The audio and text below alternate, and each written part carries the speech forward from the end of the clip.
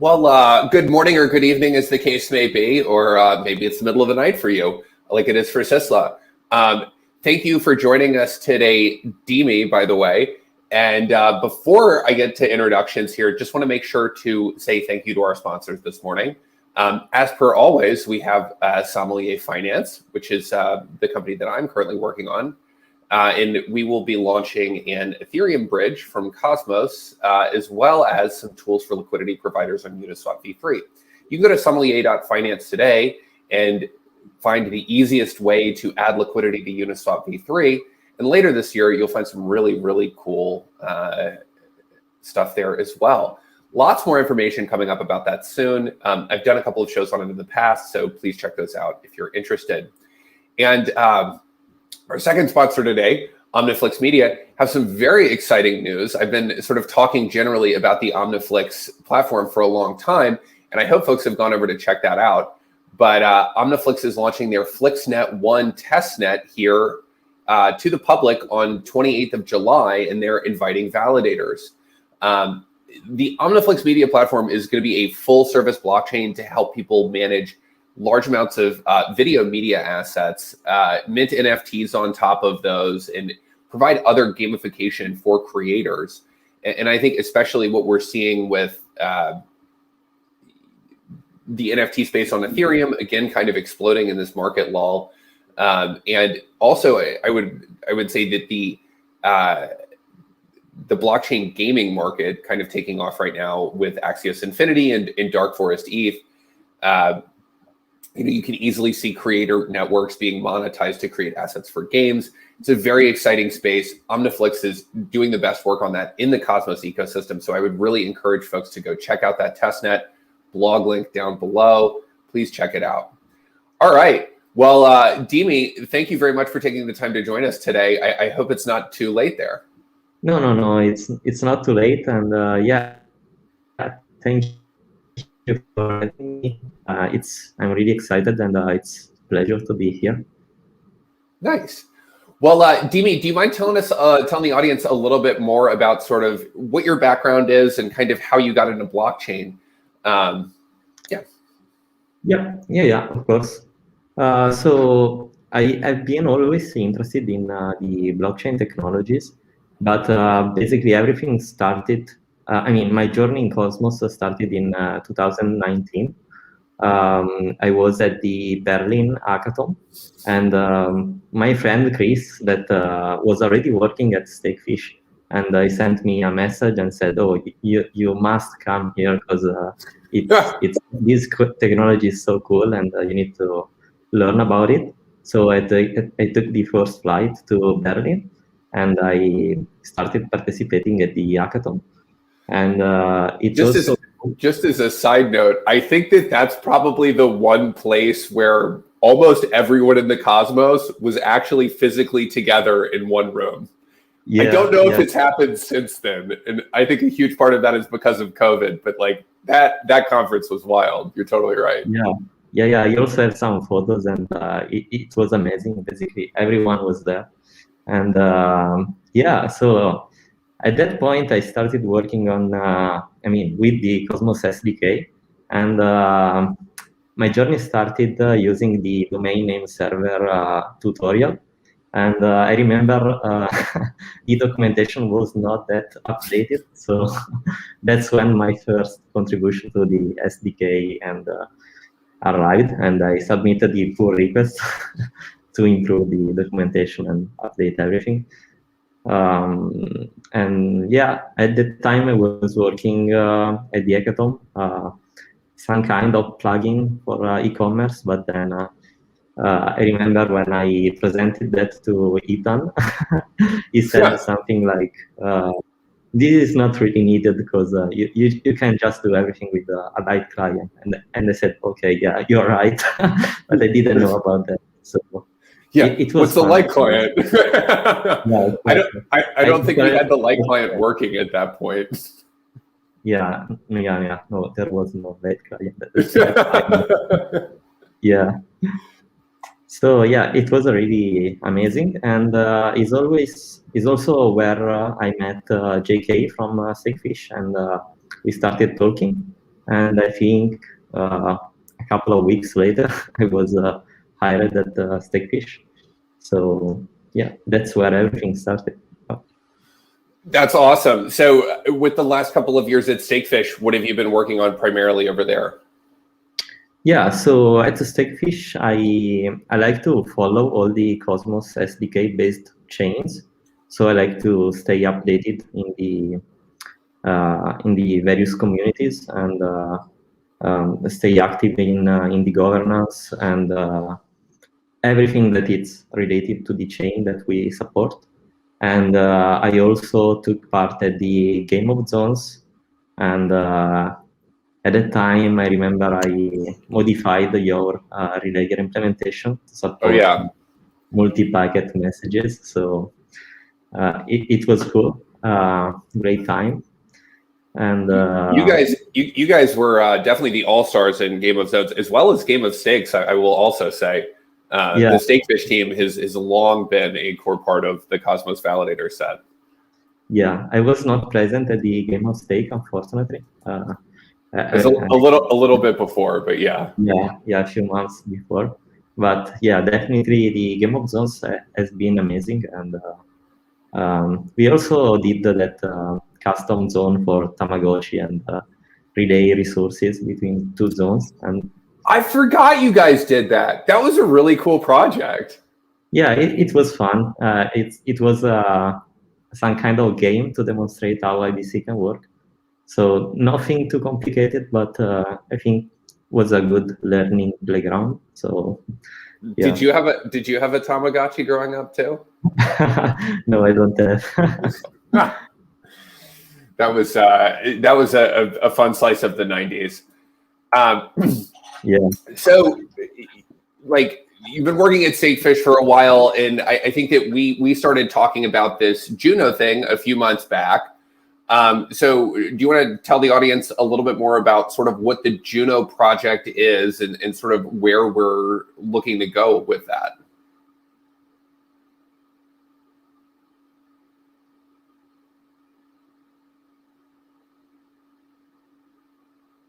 This is a live show, folks. So if I'm frozen or DiMi's frozen, please forgive us. Yeah. There he is. He's back. Did you hear me? Did you hear me? No, I haven't heard the question. Okay. So I was saying we had started talking about working on Juno a few months back. Do you mind describing for folks sort of what Juno is and what we're planning with that project? Yeah, of course. Yeah. Juno. I think the first will be the first permissionless network that will use Cosmos WASM. So basically, anyone will be able to deploy his smart contracts on chain without asking for governance or whatever. You can just submit transactions and deploy your contracts. And I think that's the key part. So permissionless smart contracts. And that's pretty much it about Juno. But I mean, the cool part is that the only limitation is the fantasy of developers. So I'm really hoping to see a lot of different smart contracts that maybe also take advantage of the embedded IBC that you can use to maybe communicate to other zones. You can maybe imagine just writing a smart contract that do an IBC call to band protocol to an oracle and do something and retrieve some data, and then maybe another IBC code to transfer some tokens to, I don't know, maybe an AMM like or Osmosis. And you can do everything. Basically, you can do on the SDK, but with the smart contracts. That's make life way simpler to the developers. Yeah, and I think one of the things that differentiates Juno for me is that this permissionless aspect. There is Terra's a Cosm WASM chain. There's going to be a few more coming up here soon. But as far as platforms with sort of generic ability to launch smart contracts on them, Juno is going to be the first one. And while I do see CosmWasm being adopted by probably most Cosmos chains in the future to help with IBC version negotiation and custom IBC protocols, that's something that you really need CosmWasm for to get some more advanced stuff. Juno is going to be the first sort of permissionless platform launching with that. And what we've seen on Ethereum is that this sort of permissionless ability to create your own smart contracts comes with issues. There's potential attack vectors on the chain, can slow things down, but it also encourages this sort of really wild experimentation where anyone can kind of, do whatever with the computing resources on this chain. You can easily imagine being able to send IBC packets directly into a smart contract where it will then swap you into tokens that are native to Juno, so that when you show up on the chain, you've got what you need to pay gas. That's like the easiest use case you can imagine. But a lot of these sort of IBC smart contracting flows, I think, are going to be pioneered by the work that's being done on Juno. And a large part of that is because it's going to be the first permissionless smart contracting chain on IBC. Yeah, absolutely. Yeah. I'm so excited to see what developer will be able to build on top of this, because really the limit is just fantasy, and anything that can happen on Ethereum could be ported to CosmWasm, and even more, I guess, because Ethereum doesn't have IBC, so Yeah. There are some examples for developers to go out there and check too, because there's quite a bit of CosmWasm code out there. So stuff like lending protocols, you can easily go over and check on what they've built over at Terra with Anchor. A quick question that I don't know the answer to, DiMi, and you might not either. Are we going to be able to launch Go smart contracts on this CosmWasm chain? Right now, the only complete SDK we have is in Rust.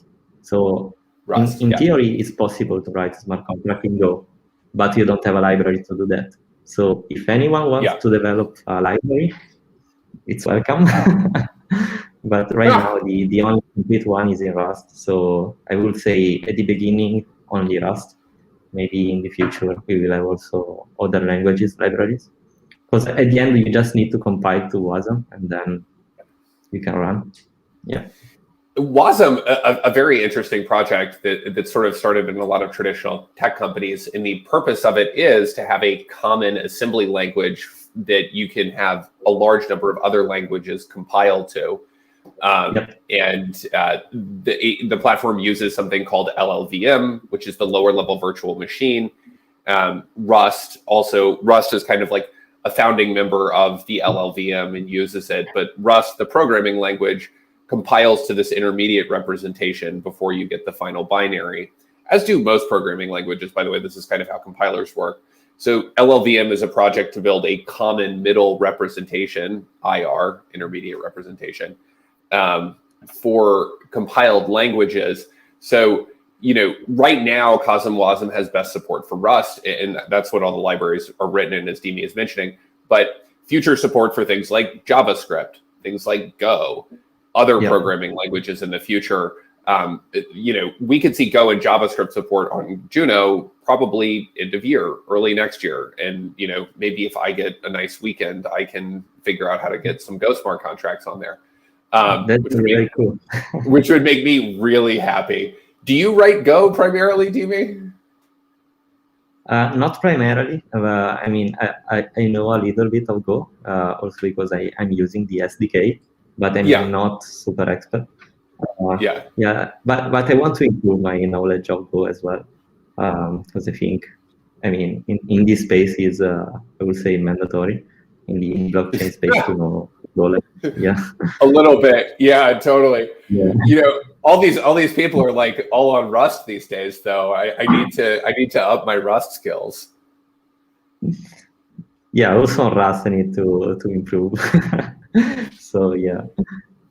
So with that in mind, do you want to talk a little bit more about the Hack Juno competition? And do we have an announced date for that yet?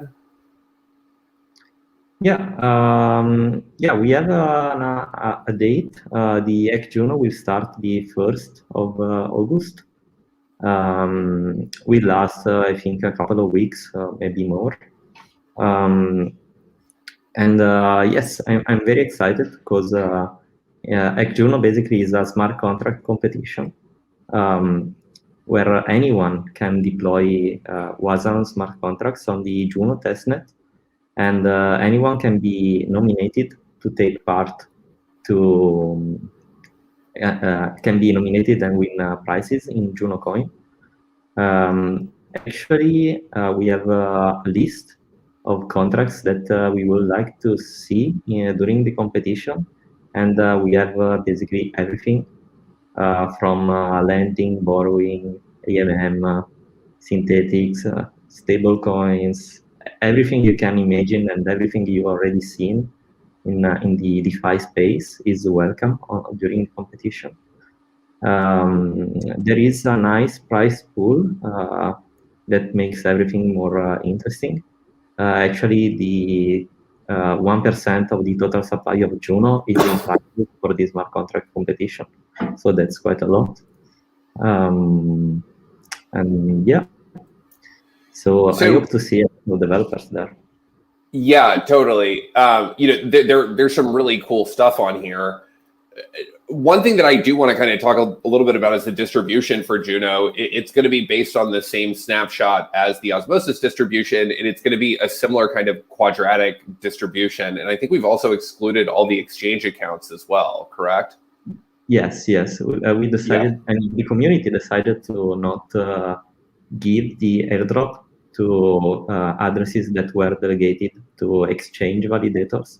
That's because of their lack of participation on governance, and also their, how to say, they are always late during upgrades and every time, without fail. Yeah, it's incredible. So yeah, the community decided to not give the airdrop to people stake with them. Actually, it's not a quadratic funding, it's a 101. So if you had the 1 atom staked, you will get 1 Juno. There is only one cap of 30,000 Juno. That's the whale cap. So if you had more than 30,000 atoms, and you are rich, and but you will get only 30,000 Juno. You will not get more. That's how the airdrop. Yeah, and with this in mind, what we're trying to do is build a chain that has sort of a collection of the smaller atom holders and give them outsized weight as a way to sort of try to bring out a lot more ideas from the community on how to use this technology, how to use IBC, and how to use this sort of interchain programmability. Really excited to see what folks come up with here. Yeah, totally, super excited, and yeah, I can't wait for the 1st of August. Actually, I'm quite sad because I can't take part of the competition because I'm between the judges. So unfortunately, I can't participate. But yeah. Well, you can participate unofficially. You're always welcome to write code. Yeah, I can also create a fake account, maybe. I'm joking. But yeah, for sure I will take the opportunity to study more Rust and write maybe some example smart contracts that the community can use as a reference to build their own. So yeah. Awesome. So yeah, please go check out the GitHub. And Sisla, if you could also throw up the Twitter as well, that's a great place to be informed of announcements of what's coming up. And especially as we get closer to the 1st of July, when we're going to launch this Hack Juno, I think that there's going to be a lot more information on that channel as well. So yeah, one thing that I do kind of want to get back to is differentiation. And when we're talking about the token distribution, as well as this sort of permissionless mechanism for deploying smart contracts, like this is kind of the key differentiator for Juno. one of the things that I really love about this is we've tried to build Cosmos as this really modular platform where anyone can kind of pick up code from all of these various repositories and shove it together and launch their own chain. And Juno is exactly that. Some code from CosmWasm, it's some code from Starport, and it's the token distribution from Atom, and the community's launching a chain with it. And this is kind of the first example of that. I think the first kind of like community chain I've seen. And it's one of the reasons why I'm really excited about this project and excited to help work on it. Yeah. Yeah, I'm very excited as well. And yeah, what to say? The permissionless part is very key part of this. And I think the combination between the airdrop and the permissionless part, and that Juno basically is a community-driven project. Like nothing has been chosen I mean, everything has been chosen by the community itself. So we made a lot of polls on Telegram before launch, just to decide every single aspect of the chain. So I see Juno really as something that it's of the community, and where anyone really can take part and contribute, or if they want, they can also just use it and deploy their contracts there, and everything will just work. So yeah, I'm very happy of how Juno has started, and yeah, I really can't wait to see the competition start and the mainnet that will happen after that. I mean, for mainnet, we need to wait the CosmWasm 1.0 release. If anyone is curious, you can follow the mine on GitHub. But yes, I guess it will happen probably after the competition. We will not need to wait too much time, I guess. When are we estimating the 1.0 release? I'm looking at their GitHub right now, like stalking the CosmWasm. Yeah, the milestone is at like 52%, if I'm not wrong. Of course, I'm not in the CosmWasm team, so I can't give any specific date. But if I look at the open issues, I don't think it will take more than a couple of months. So it should happen quite soon. Yeah. Document upgrade. Okay, interesting. It looks like they're okay. Cool. So hopefully about a month out from a CosmWasm 1.0 release. And the reason we're waiting for that is because, like, you know, we're taking pieces from all over these different open source projects and kind of shoving them together. And I think one thing that you learn as an open source software developer is that if you try to use code that somebody doesn't want to support, that becomes a problem really, really quickly. So trying to make sure that it's a 1.0, which is the developer essentially saying, hey, this is a good piece of software, we're going to support it for a while, is a crucial part of being able to launch something stable that people are going to want to use. And I think that that's been the source of pretty much all the delays for this project. I think we were originally planning on launching in June. And like any good Cosmos project, it's a couple months late. Yeah,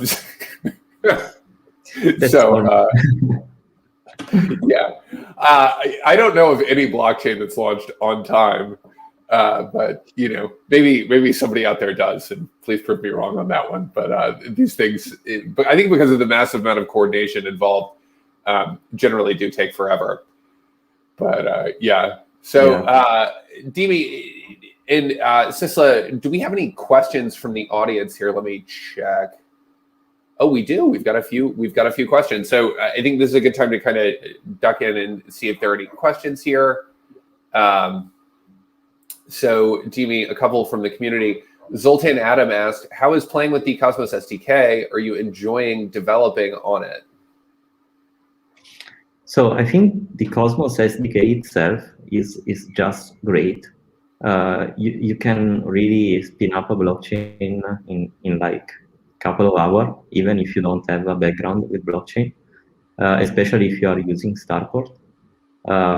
So it's great both for to start the blockchain development, and also if you want to learn Golang, you can go straight to the Cosmos SDK, I would say, because it's so simple. The documentation is so accurate that it's really easy, and you can learn everything. So yeah, it's easy, and really I recommend everyone to take a look at the SDK and the documentation that you can find on both GitHub and the Cosmos Network website, because it's both fun and you can learn a lot, actually. Yeah. The one thing that I would say there is that we tried to build the Cosmos SDK so that an individual developer can build their own blockchain. IBM makes all kinds of products to help people build their own blockchain. There's all kinds of products out there to help people build their own blockchains. But pretty much everything else besides the SDK requires a 5 to 10 person team and quite a bit of work in order to get it up and running. The Cosmos SDK, and especially since Starport has showed up, is something that we've designed for one developer to be able to quickly iterate on new functionality and launch their own blockchain. That's been the key differentiator of the Cosmos SDK for the entire time it's been around, and it still continues to be that differentiator. No one else really builds that yet. So anyway, that was all I was going to say on that. Alessia Mantero asks, can you describe the project related to the blockchain you are most proud of? Yeah, sure. So unfortunately, right now is not on Cosmos. Well, that's fine. I'm very proud of the smart contracts I built for Stakefish and the Ethereum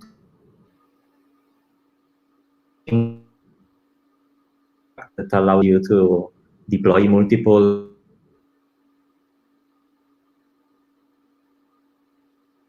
It's quite simple smart contract, but it's very nice, and it's working well since I think 6 months now, or maybe a little bit less, but we are there. And you cut out a little bit.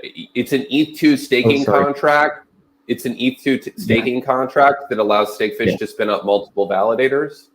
Yes, anyone can use it, but yes, it's open source. So basically, it allows anyone to spin up multiple validators in a single transaction. And I think it's useful if you need to run a lot of validators. It's running since some months now, and without any problem. So I'm quite proud of it. Yeah. Of course, as you should be. Any time when you build a piece of software that actually runs millions of dollars through it, it's scary, but also feels really cool. So huge congrats on that. Exactly. Yeah.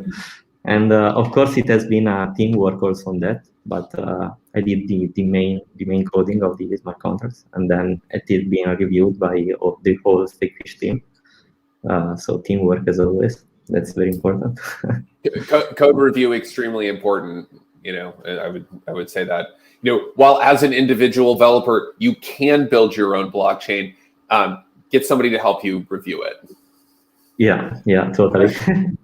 Yeah. All right. And then we have another question here. Crypto Cractos. Okay.